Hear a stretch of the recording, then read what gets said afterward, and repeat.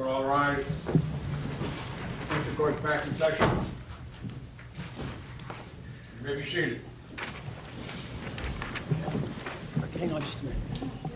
Folks, I made a statement earlier. It probably bears repeating. While you're all welcome to sit here and observe, no one should interfere or interrupt these proceedings.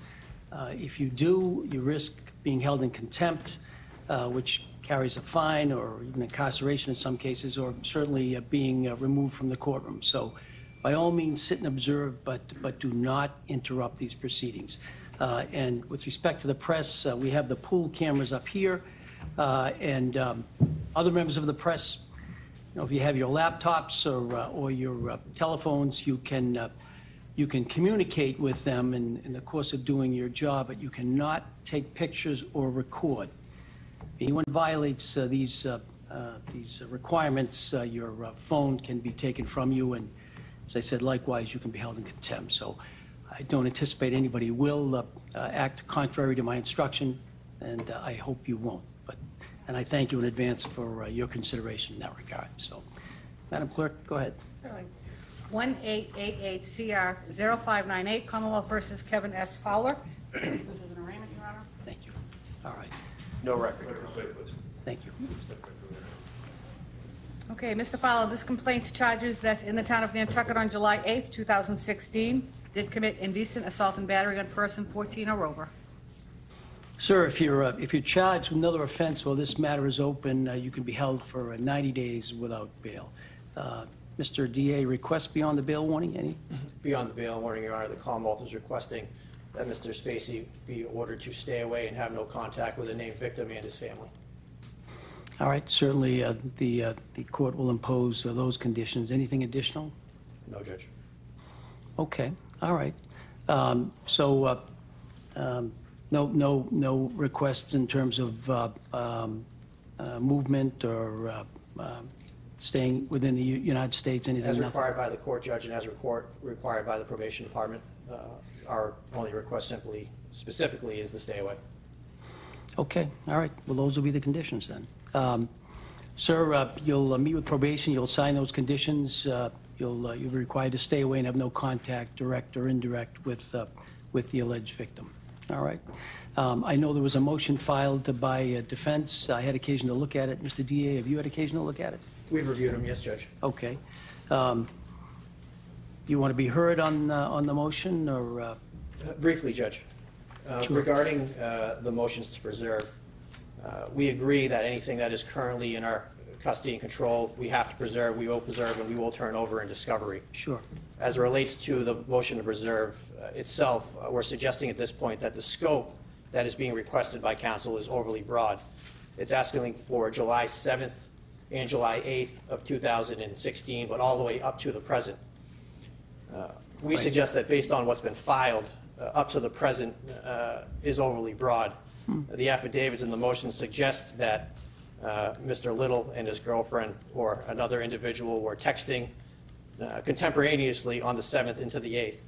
And then it says by providing this other information, we'll likely see that something happened or that he talked about it further.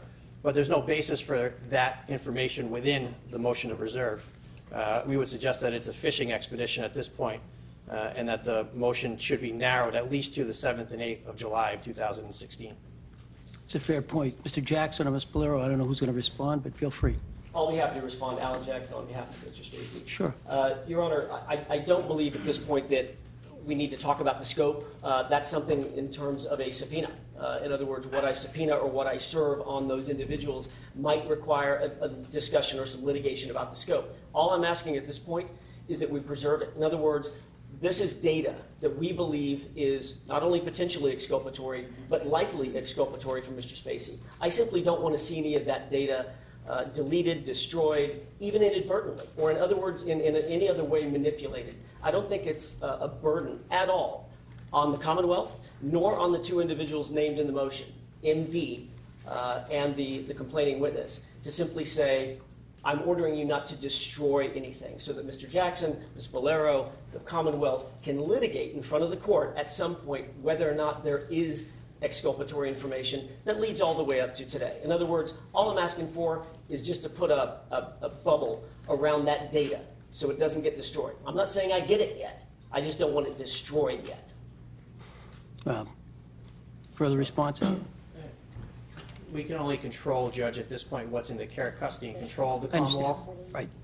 As far as information that would be contained within the specific service providers of these individual cell phone carriers, well, that's different. We have no control over that, Judge. So we would suggest that as far as the preservation goes, whether it be to the individuals directly or to the providers, that it be limited at this point to the 7th and the 8th until more information can be provided as to why it might likely be exculpatory versus a fishing expedition. Right. I haven't seen any of the police reports, so I don't know what, except for your affidavit, I don't know what information that you base this request upon.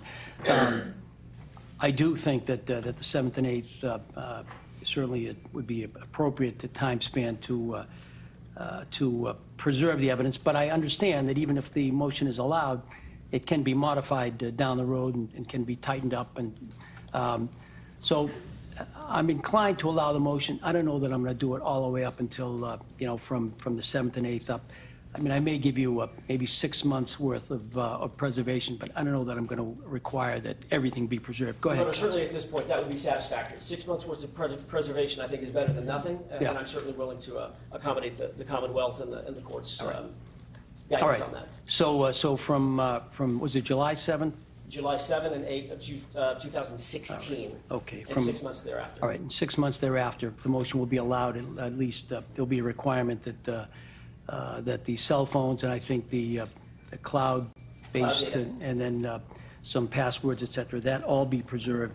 As I say, that's subject to further modification, one way or the other, depending upon what is discovered during the course of this matter, so. Thank you. All right, we have a further date, gents and ladies that work? We haven't discussed one yet. Can you confer with counsel? Go ahead. I think we can come up with a date in just a quick Go ahead, second. sure. Sir, you can be seated. You don't need to continue to stand. Thank you.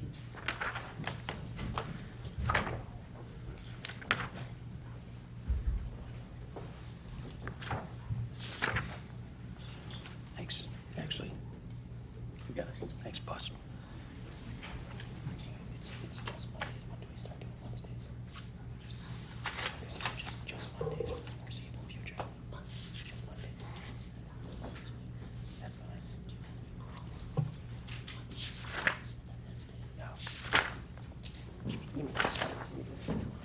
Your Honor, may I consult my cell phone real quick? Sure. It's got my calendar on it. I apologize.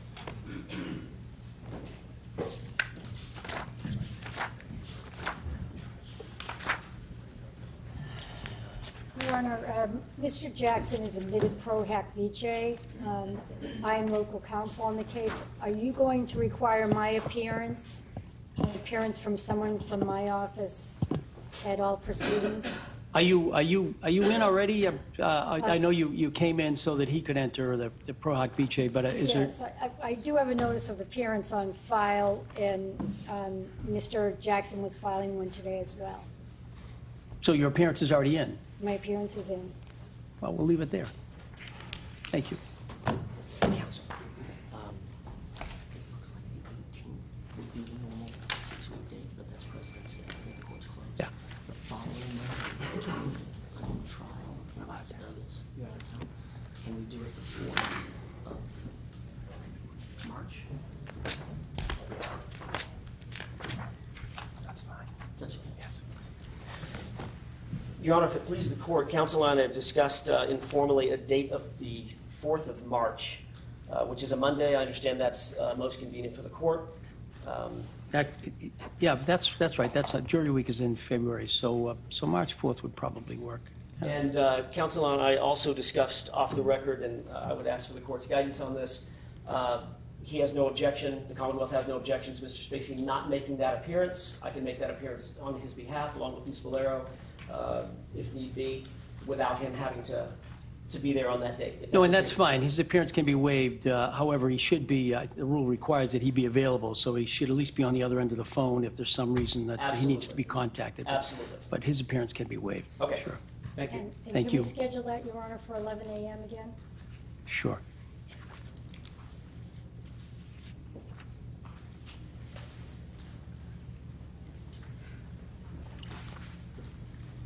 You all set?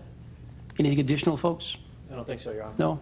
All right, thank you all for your help. I'm going to step off, and then the camera people can break down their equipment, and those connected with the case can depart. Thank you very much. Okay, this case has been continued to March 4th, 2019 for pretrial hearing at 11 a.m. The defendant's appearance has been waived. Sir, you should report to the probation department before you leave the building in order to sign the conditions of stay away and no contact with the victim and the victim's family. Thank you. Court stands in recess. Yep.